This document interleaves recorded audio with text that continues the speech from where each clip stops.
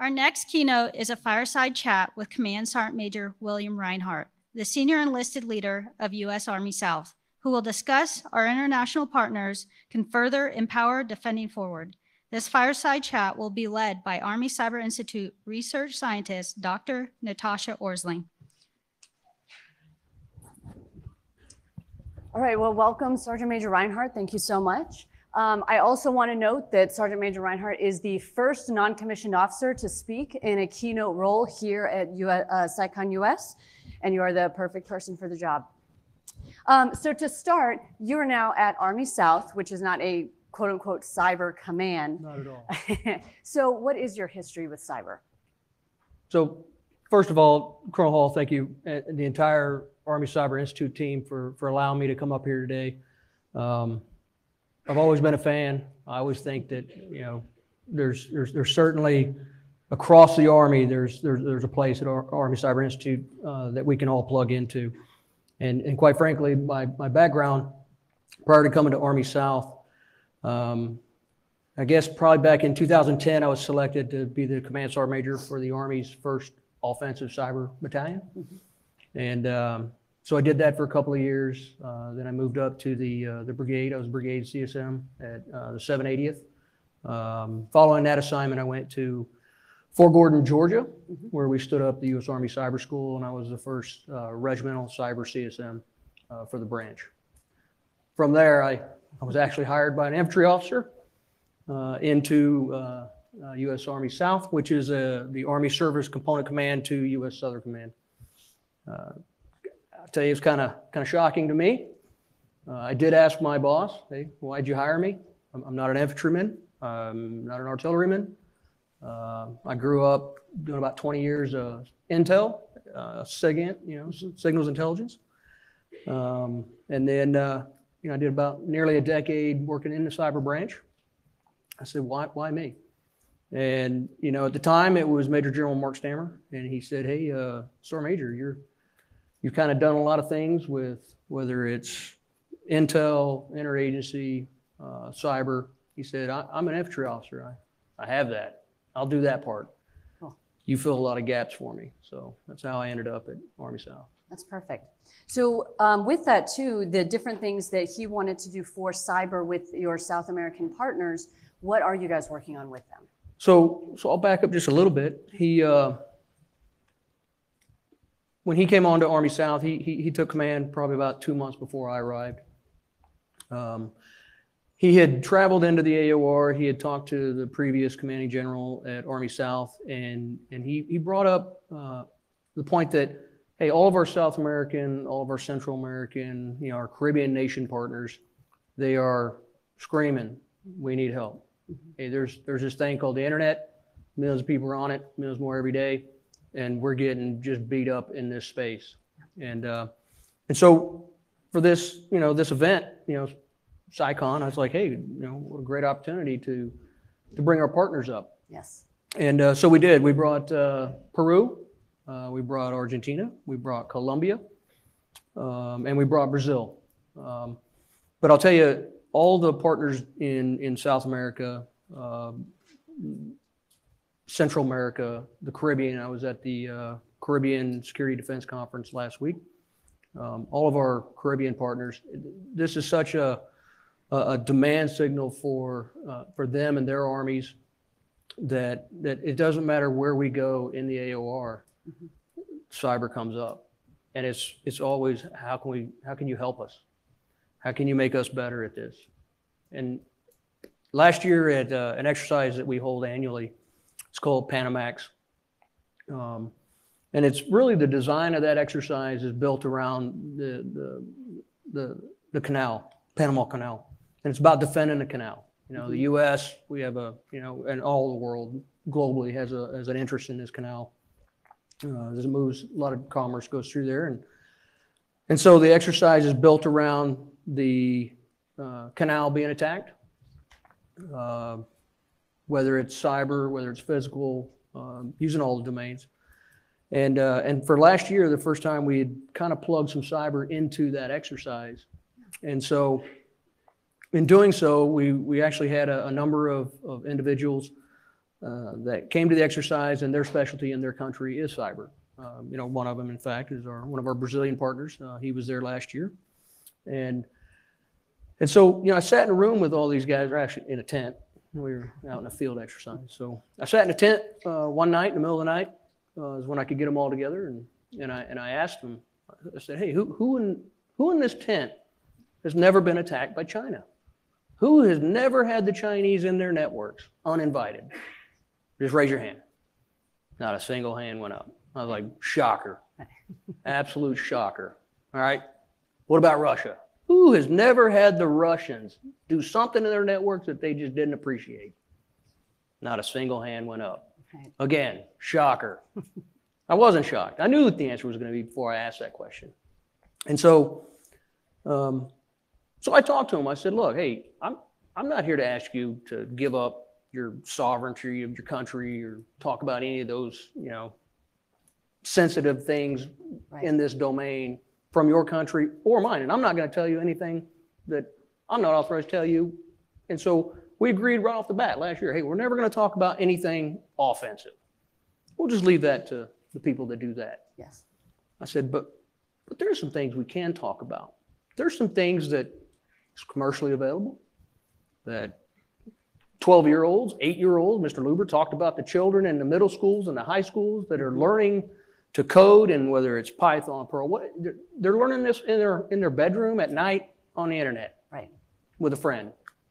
And I said, there's some things that we can talk about. There's some things that we could even probably work together on in the cybersecurity realm. Perhaps we could touch into the defensive cyber piece, but I said I would never ask anybody to talk about anything they're not comfortable talking about. You know what the response for that was? One of them, and of course it was none of my partnership folks that are here today, but one of them that was in the room, he was like, that's revolutionary. For you to say that is revolutionary. I said, okay, we're not going to use that term ever again. So we're not going to use that term. But it was true. Right. It was absolutely true. I mean, none of the things that they wanted to do were anything that touched on any of those sensitivities or those special access programs or those. We weren't even talking about it. We're talking about basic cybersecurity principles and training, commercially available. It's crazy. Yeah. So, and with that though, do they have programs to build cyber professionals, or is that also something that you guys are working with them on? How do they do that? So each country, has a differing level of competency in this domain. Some better than others. Some have been doing it longer than others. Some have pretty robust capability, and some of them very nascent. And I told them, I was like, hey, it's okay. So, and again, they were a little embarrassed. Some of them are embarrassed. Some of them are like, hey, I'm just speaking facts here. We're either good at it or we're not. We think we know what we're doing here, or we think we know what we're doing there, but at the end of the day, we just don't know. But we know that America is the greatest, and we want to partner with the U.S. We want you to help us. We want to be your friend. Fair. Right. Absolutely fair. And so, when it comes to who's better at it or who's done more in that domain, I steer away from that. Yeah. I find out where are you in your level of proficiency? What are you trying to achieve? Where are you trying to go, and at how fast? Because funding's always an issue. Training's always, time, space. Mm-hmm. It's always an issue. And so we try to work with our partners where we can. ACI was an absolute positive plug-in. We asked the Army Cyber Institute to help us out with this. Completely unclassified operational space in which you guys do your research and engagements with. And in my previous jobs, the 780th MI Brigade, there was a couple of things that they had helped us with even early on as we were building out the branch, even prior to it being a branch. And so reaching out to ACI and asking ACI to help us introduce our partners to the right people. Sometimes just becoming a part of the conversation is the first step. Bringing them up here to Washington, D.C., to our wonderful nation's capital, and being in the same room as all this brain power and all these cyber professionals. I mean, it's absolutely incredible for for not only myself, but the partners as well. Absolutely. And so Mr. Luber had talked about with the persistent engagement concept, there was the persistent action or persistent enabling and a persistent action. Do you think that at whatever level of proficiency any country's at, that they could still be a part of the Defending Forward mission as a partner? That's a great question. And absolutely. I think willingness, the willingness to do something, whether it's small or large, grand or, that's the first step. And we also invited Chile. Unfortunately, they're having some issues in their country right now. So, they're focused, they weren't able to send their folks up here. They're a little tied up. But at the end of the day, it just becoming a part of the conversation, meeting the right people, the people you want to work with, the people that are willing to work with you. And sometimes it's baby steps, and that's okay, because you're still moving forward, because to get from here to there, I got to take a step eventually. Yes. And sometimes just that initial engagement, that initial introduction, there's already been, one of our partners has already reached out to somebody that he wanted to reach out to and actually talk to and visit. And so that engagement has already begun. Yeah. And so I think that it doesn't have to be, we're going to spend $1 million and give them a bunch of stuff. That's to me, that's not actually that helpful. Absolutely. And the external state actors in the AOR, when we're talking about Russia, China, particularly China in Central and South America, if you look at the continent of Africa and what happened over there with the Chinese and the basing and all that, and I don't want to shift to anything, I don't want to talk about all that, but I will say that presence is in South America right now. That presence is in Central America right now. It's in the Caribbean right now. And they're trying to use the same playbook in our backyard, in our neighborhood. These are countries that share a lot of our same culture, beliefs, and when you look at the Western Hemisphere, it literally is our backyard. If Central, South America, and the Caribbean nations. That is 3 hours away by plane, and even closer to some of the islands. So for me, when you talk about defending forward in this space, how it doesn't have to be across the Pacific or across the Atlantic. It could be 2 hours down the road. Yes. By a small charter flight, because some of the exact same actors that we face in cyberspace are operating openly in the AOR. So what would be the ideal scenario? So let's say people are where they are, and things change. We know the truth changes every minute. But an ideal situation, how could the Western Hemisphere essentially all work together to do this? So it's interesting, and this kind of goes back to not only last year during Panamax, but also during a visit that we were on down in Peru, where honestly we talked about all those individuals, those actors that are in our networks uninvited, that are still in our intellectual property, that are they're there for malign influence. They're doing things that we have not asked them to do. If all of our partners down south and the partners in the Central America, Caribbean, if we all got together one day, and this was, that night in the tent one night, I said, hey, what if we all got together and we just said, hey, no more, no more will we put up with this, as a family in our own neighborhood, what if we just said no more? And we actually started helping each other a little more openly on defending ourselves in this Western Hemisphere against those adversaries. And I tell you, I'm shocked that in 2019, we hadn't actually had this conversation before. Mr. Luber mentioned NDAA 2019 and the opportunity for our defenders to, once invited into partner nations networks, to assist them in defending themselves And I think that is a critical piece. I mean, to be invited in to, no kidding, help them defend our neighborhood. I mean, that's exactly what, they're asking, and that's exactly what I think that we could certainly do. And it doesn't have to be anything classified. It doesn't have to be, any national secrets of any nation. We're talking about open source, commercially available type training. We're not giving up each other's TTPs. It's Exactly. hey, we need help, and we want to help. We want to be their partner of choice in the AOR. Mm-hmm.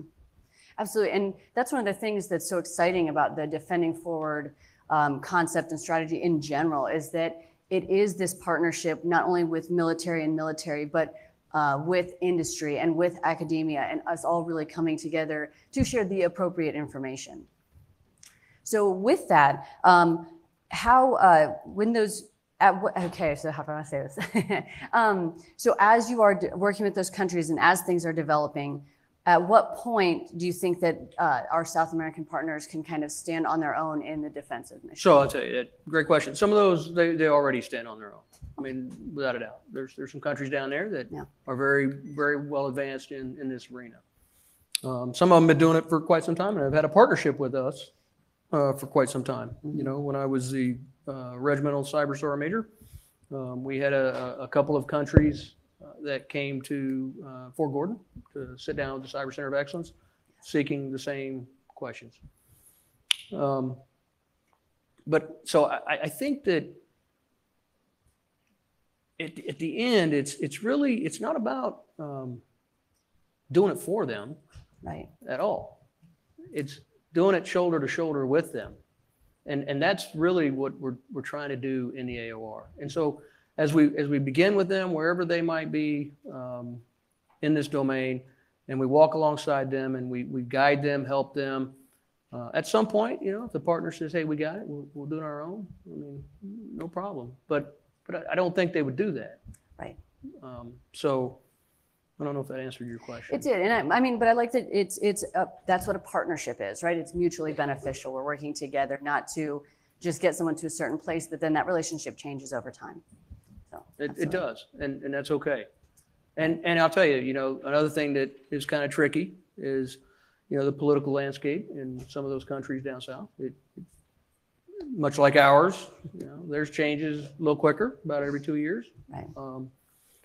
In some cases. And so it makes it a little challenging sometimes. Sometimes they get a new administration that doesn't want to do anything with the United States, or sometimes they'll get an administration that does, like Ecuador, for instance. Mm-hmm. Ecuador has recently opened the doors up to the United States again, and our mill-to-mill relationship has restarted. And initially, right off the bat, they've already said, "Hey, this is some things we want to work on." So I think that the ability to just work with them where we can and where they're willing is one thing. And that's why I said I never want to talk to them about OCO or anything that TTPs in cyberspace. We're not asking them. In fact, I think it's probably good to stay away from that for now. Mm-hmm. But as the relationship between the country matures, as they start to work, as ACI introduces them to other members of the community, which you've done, it allows more opportunity for that country as well as our own. Yeah. Because we mutually benefit from this relationship in this domain. Absolutely. So did you have, that's all the questions I have for you, but I would like to open it up to the audience if you have any questions that you'd like to ask Sergeant Major Rinehart. And I know Sydney was going to have a question. He's the only guy that can't ask a question. No, I'm kidding. I'm kidding. I look forward to your question, sir.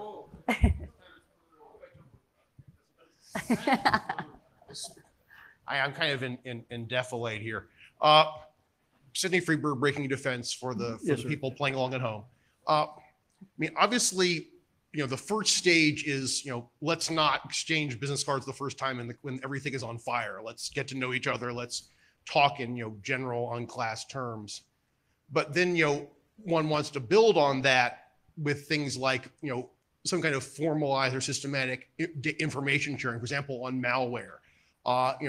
Ultimately, you might get to a relationship that's sufficiently close that you're actually, getting the invitation under the NDA and 2019 authorities to operate in their networks and help them defend. How close are we to those more formalized, systematic forms of sharing with any of the partners in the Americas? Obviously, those countries there are a lot of them with very strong historical concerns about American, intrusions on sovereignty, as you said. There are a lot of American concerns about, corruption or at least unprofessionalism in some of those countries that are going to be a chilling factor even as you try to up the level of cooperation. So how far along have we gotten towards formalized systematic sharing, and what would it take to get there? That's a great question, Sydney. I appreciate it. Unfortunately, I'm not going to answer your question completely to your satisfaction. I'm almost certain. But I will say that the relationship inside a number of the large countries in South America is fairly well developed. Our mill-to-mill relationships with all of our countries in our AOR is well developed. And we have long-standing relationships with a number of them, the larger countries, of course, that goes back decades. We fought with, we fought with Brazilians in World War II. We fought with the Colombians in the Korean War. I mean, the list goes on and on. Where is our relationship as far as cyber and what agreements have we signed? I would say that those countries I mentioned are probably the farthest along right now, but a number of the countries, and a lot of them are sitting in this room today, would like to achieve a greater level of cooperation with written agreements, and we have a mechanism at our organization, which is on behalf of the Chief Staff of the Army, called the Staff Talks process. You may be familiar with it, and a lot of times their desires, the level that they want to go with us and how fast they want to go with us will start at the staff talk level. They'll make their ask. That'll get vetted. It'll go through a process over the course of a year, roughly, and then at a final meeting point, we'll sit down and the two armies will sign an agreed to action that will further those bilateral agreements. And again, those are on behalf of Chief Staff of the Army, and Army South handles 5 of those for him. Not to mention a number of other bilateral agreements.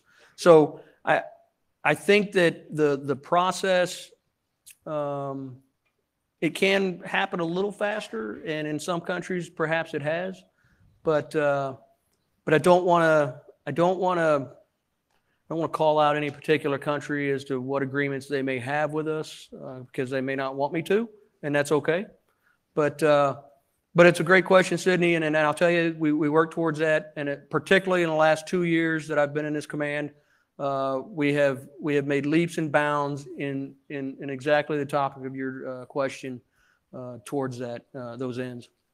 But thank you for that question. I hope that answered it well enough for you.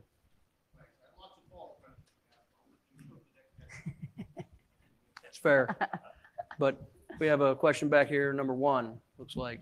Yeah, good morning, Sergeant Major. I'm totally blinded by the lights, but I can hear you. Yeah, Lieutenant Colonel Woody Groton, Army National Guard. So how do you see the National Guard State Partnership Program with these cyber engagements within your AOR?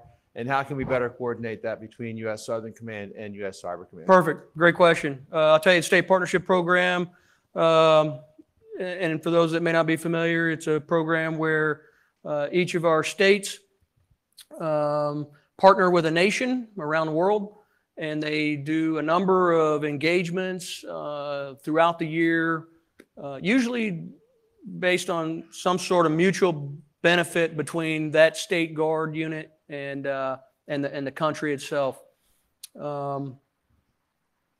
As far as how can the state partners, I'll tell you, the state partner program, particularly in the CPT world, the training arena, those states are some farther along than others, but they bring a wealth of knowledge and technical capacity to the cyber domain, to the cyber branch, And in those state partner exchanges, it's actually another layer that we certainly we appreciate and we would utilize in the future. You know, as the Land Component Command to U.S. Southern Command, Army South manages a piece of that, synchronizes all those land domain items. And so I would certainly be willing to sit down with you, get your contact info, and I'll plug you into our National Guard folks. Brigadier General Bouchard, who's our Director for National Guard Affairs at U.S. Army South, would be the one that you could probably reach into. And, but yeah, absolutely. Yeah, I can't tell if there's another one out there. There is. Yes, number 2.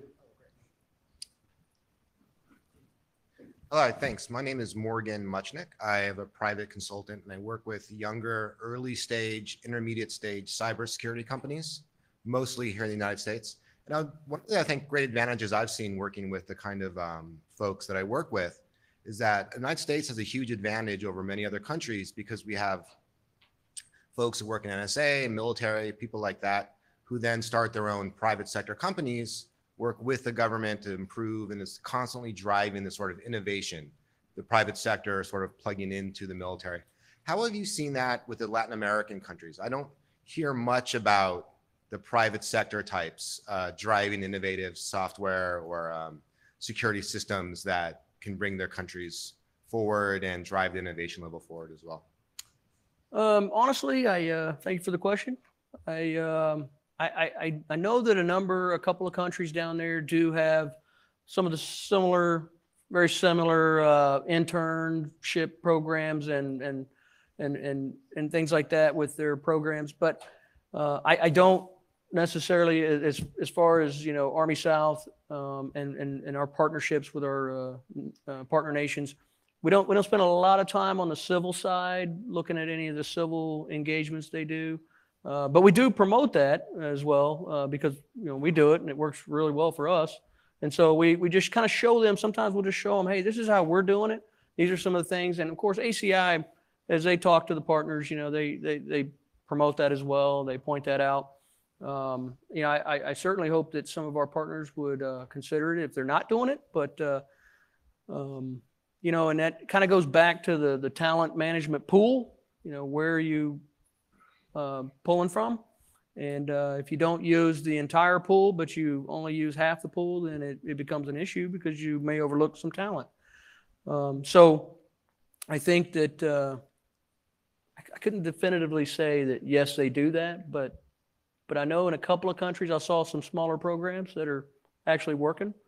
But yeah, it's a great question. I appreciate it. I just wish I could have given you a better answer. Okay. I can't see it all. Is there one over there? Yes. Yeah. Good Please. morning. My name is Carl Peterson. I'm actually a former enlisted in cyber, Perfect. now working as a civilian. Perfect. And I've been out for a couple of years now. When I was still in the enlisted corps, there was a lot of decision making as we were standing up Cybercom about where officers would fall, where enlisted personnel would fall in the organizational structure and the roles. And I'm curious, now that you've had a few years of experience in the area and kind of helping these other countries define how their cyber organizations are going to work, where you feel the enlisted corps fits into the cyber framework and what sort of roles the enlisted personnel are going to continue to fill. In the U.S. or in partner nations or both? Both. Okay, great question. Both. Well, I think the enlisted corps fits in very well, and quite frankly, I'm not sure that we could do it without them. So, so in the U.S., I mean, they're shoulder to shoulder with their officer and warrant officer counterparts. I mean, and doing tremendous work in this field. As far as our partners are concerned, you got to understand there's a bit of a cultural piece. The enlisted force in a lot of the countries that I visited, not all of them, but some of them, aren't as well trained they're not expected to handle the responsibilities that our enlisted force does. It's a little different down there, as well as the gender piece. You know, culturally speaking, they don't. A lot of the countries don't have the women that do the same jobs as men, like ours. But a lot of them have already started to transition. You know, Colombia, for instance, is very well ahead of a lot of their neighbors in the gender integration piece in their military, and as well as in the technical training piece. And like I said, a number of our partners down there, they all look at that. They all weigh the pros and cons, and quite frankly, it's a requirement that if you look at the Western Hemisphere Institute for Security Cooperation out of Fort Benning, Georgia, you know, any training that is done under the umbrella of U.S. Southcom, it includes not only the human rights piece, but it'll also include a gender integration or talent management piece in that training. And it's really about, we try to inform them what works for us may not work for you, and that's okay. But we learn from one another. But we also know that if you're only going to train your officers in the technical stuff, and the enlisted service members are only going to be asked to support the officer, then you're probably going to limit yourself in the future and in the long run.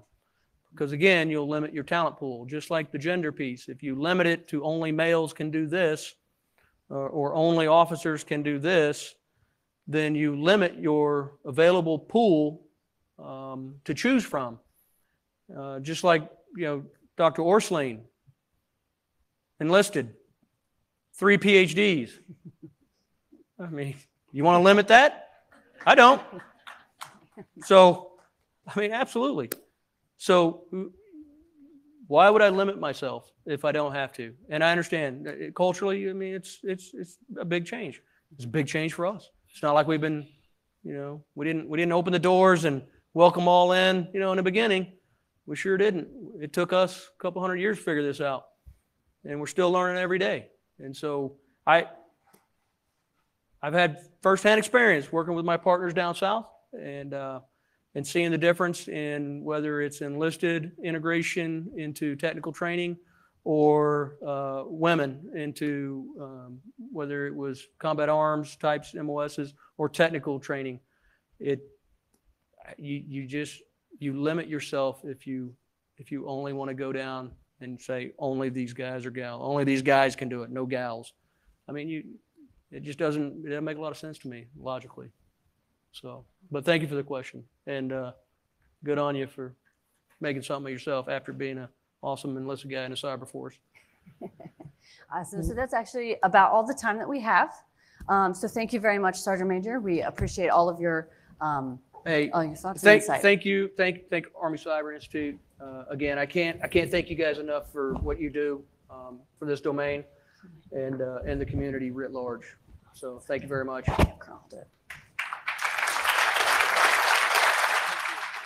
Thanks, sir. Is this going to be underneath the